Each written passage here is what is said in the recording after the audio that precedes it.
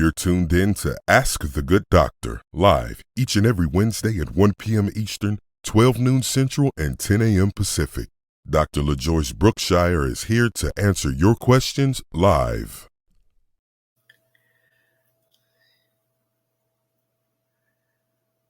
Hey, it's Wellness Wednesday. Come on in. I'm Dr. LaJoyce Brookshire. Welcome to Ask the Good Doctor.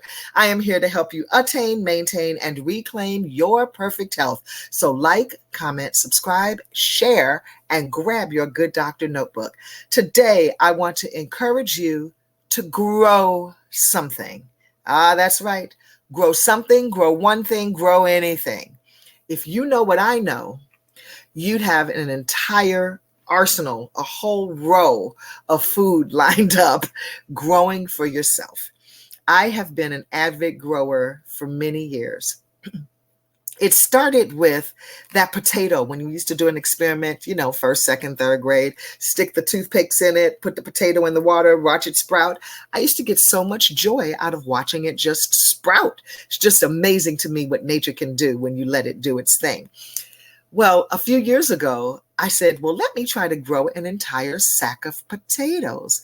So I did, thanks to a young lady named Z. She is an awesome grower. She has an amazing green thumb. I like to call her an arborist. But Z told me, listen, LaJoyce, you put a couple of potatoes in that sack, you put dirt on top of it. And when it sprouts up, when you see the green leaves sprout, cover it with dirt and keep doing that until you get all the way to the top of the sack of the potatoes. And when it grows and grows and grows and has lots of leaves and flowers, you will see that you will have a sack of potatoes. And boy, the first year I did that, I went live on Facebook. I was screaming like a little kid. Oh my gosh, I got a sack of potatoes. I was so excited. But there is no greater joy than eating food that you grew with your own hands. If you were thinking that it costs too much, or if you're thinking that it is too much work, I want you to think again. Yes, it's a little work, but the reward is worth it. It's better to know that you can have food instead of wonder.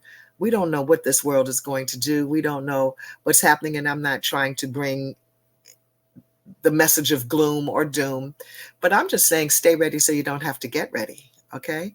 And one of the ways to do that is to grow your very own food by your hands. You know what was in it, and it's not expensive. How about this? Here are turnips. See that? 4 for $1. And I got it right at the Dollar Tree. Yep. Annually, the Dollar Tree has all kinds of seeds. And guess what? There were no collard greens. I didn't get there in time enough to get the collard greens. So I got turnips because I love turnip greens too. But I love turnips even more, okay? Turnips, 4 for $1. So I got a whole lot of these. Scallions, eat a lot of scallions because I make a lot of Asian dishes. Scallions, 4 for $1. Onions, green onions. Got it? Then I do buy organic things. Organic lettuce seeds. I like to buy from Eden Brothers. See that? EdenBrothers.com. Certified organic. I like to buy their organic lettuce. And from Eden Brothers, they sell a host of organic things. These are green bean seeds. Yeah, that looks nice. We eat a lot of green beans. Boy, and oh my gosh, when you pluck them off that vine, oh my gosh, it's so good. And here is okra. These are okra seeds, also from Eden Brothers. I love okra so much. My father was an okra farmer. He was the president of the New York State Black Farmers Association, and he grew okra on his farm. And fun fact, when he sold his farm, he sold it to Heavy D and their family. They grow Scotch bonnet peppers on it now. But I have bags. I have a whole, see, these are my seeds, okay? Because I get busy. I'm serious about my stuff, all right? I just want to show you a few of them. Get started right in your living room or wherever it is you have a window. All it needs is a window and a little heat. And, we're hot, cold, hot, cold. You just need a little heat. Just start with one of those little growing containers, which you can also get from the dollar store. Here's the one thing I love about the dollar store, not just the Dollar Tree, but all the dollar stores. You can get all of your gardening supplies on the cheap. And guess what? They are sturdy as all get out. The things for you to get on your knees, the hoe and the scraper and all of that. I like to buy organic dirt. So when I do things like buy some seeds like the turnip seeds that are non-organic, I put it in my organic dirt and then I just grow it organically. My seeds did not start organic, but I grow them in organic soil, and that matters. Okay. And conversely, when I have my organic seeds, I also put them in organic soil and I make a mix. So every year at the end of the season, I dump all of the things that I've grown, I dump them into plastic bags and I leave them outside over the winter. And that soil gets so rich, so rich. How many of you know that you're not supposed to plant the same thing in the same place annually? Nope, not at all. You're supposed to rotate that crop, right? So what I had in one giant pot, I won't put in another giant pot next year. I live in a rocky place on a mountain, so my ground is very hard and very cold and rocky because it's a mountain. And so what I do is I grow in pots, and I discovered growing bags. Oh, they are the best thing that has ever happened to me.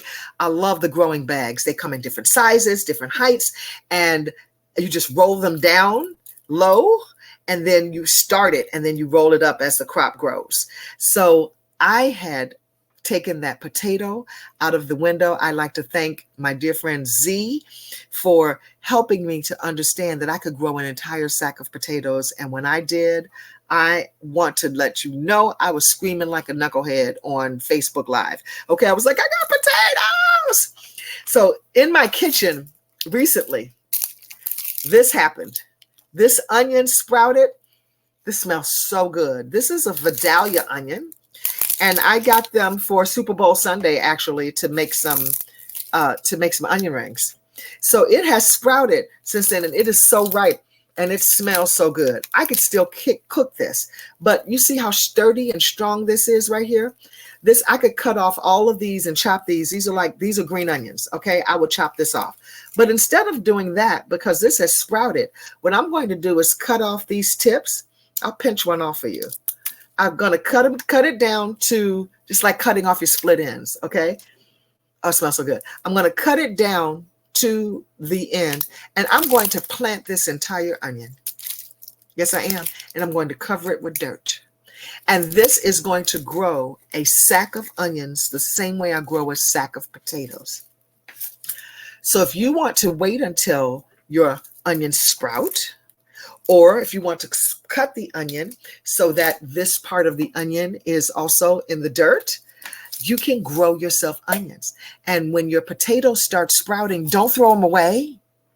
Put them in some dirt, y'all. Cover it up. Grow something.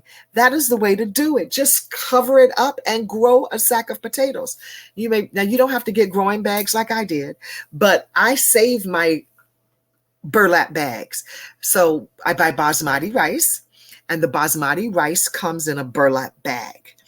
When I don't throw the bag away when I'm finished with the rice. So I keep the burlap bag and I use it the next season for growing. So I can grow in it my onions, my sweet potatoes, and my potatoes. So when those things start sprouting, that should be a signal to you to get to growing.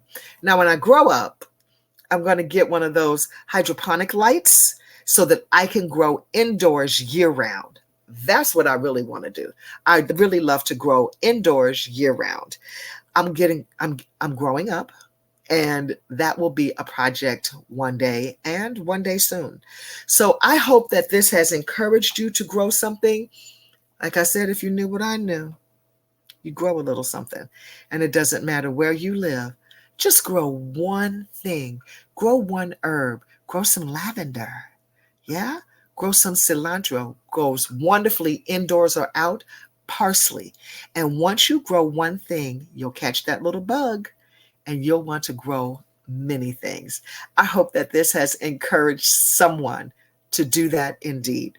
Thank you all for joining me. I want to thank Chris Brown, announcer, Christopher Green, technical producer, IW, supervising producer. Remember to let your eyes shine, cut back on the wine, get good food fast, and go easy on the greasy. Until next time, I'm Dr. LaJoyce Brookshire, here to help you attain and maintain your perfect health. Let's do it again next week, okay? God bless you.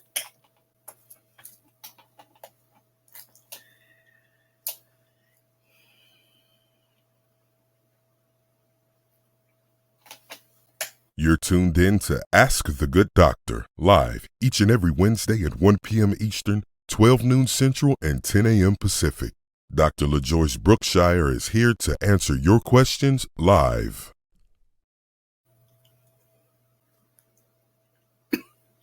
Hi, it's Dr. LaJoyce Brookshire, and it's Wellness Wednesday, and I am here back with you. So happy to be with you on Ask the Good Doctor. We are here to help you attain, maintain, and reclaim your perfect health. Listen, like, comment, and subscribe, and share. Grab your notebook. I want to share some personal things with you today that hopefully will help and encourage you. I am glad to be back with you. It's been a few weeks since I've been here, and I just have to admit to you that I was bone tired. Yep, that's a fact.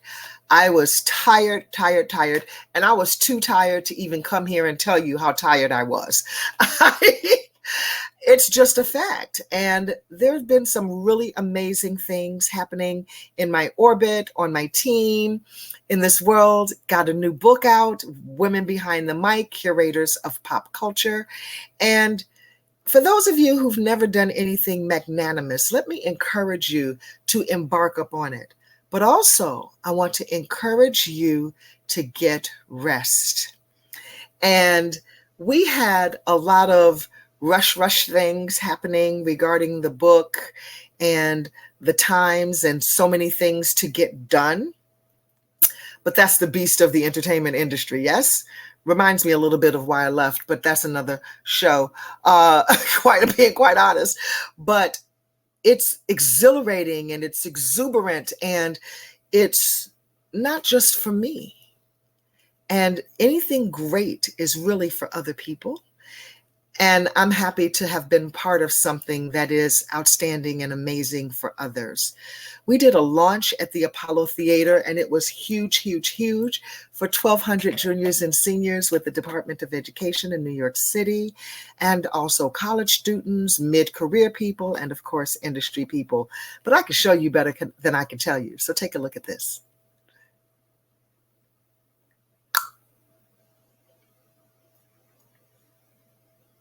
Thank you, Chris. As you can see, that was some huge production. There were a lot of late nights. And I'm an advocate for a late night here and there, but I am more of an advocate for going to bed consistently between 9 and 10 on a regular basis. And I would have to say that because I was putting in those extra hours, those really long hours, the time that I was spending more screen time in front of a computer, that I was feeling really depleted once it was over. And instead of just trying to put my head down and trudge through it, I chose to sit down. And my team, they're screaming, "You're not going to do a show." I can't. I have nothing. Of course, I had show ideas, but I have nothing to give to the show right now. I really have got to just sit down. Part of the balance in life is the admission of when you are tired. There is not some S on my chest. I never claimed to be a superwoman. Don't want that title. Don't want to be addressed as that, because I have seen superwomen crash and burn, and I don't want to be amongst them. My mother always said, when you see something or someone that's negative or counterintuitive to what you see for yourself, do yourself a favor and don't be one of them. Best advice ever, mommy. So I choose not to be one of them. So I sat down. And it's not the first time you've heard me say I needed to sit down. I want you to get to the point where you acknowledge how you feel and sit down when you feel it is necessary. My adrenal fatigue was off the chain, and I did not want to experience adrenal burnout, but I felt it coming. The adrenals are those little baby glands shaped like a peanut that sit on top of your kidneys right there in the back. And they do a mighty work. They regulate our hormone system, our immune system, and it's the engine that keeps everything running. And it also manages fight or flight. So I felt high alert, high alert, high alert, high alert. I felt on high alert because I was managing all of these things that were coming next. Everything that was coming at me, I was either shooting a dagger at it or dodging from it. So I needed to sit down. I needed to rest and recover and reflect. Reflect on the job that Michelle Joyce and I did, put it together based on a conversation on a phone out of some frustration. But it was an excellent execution.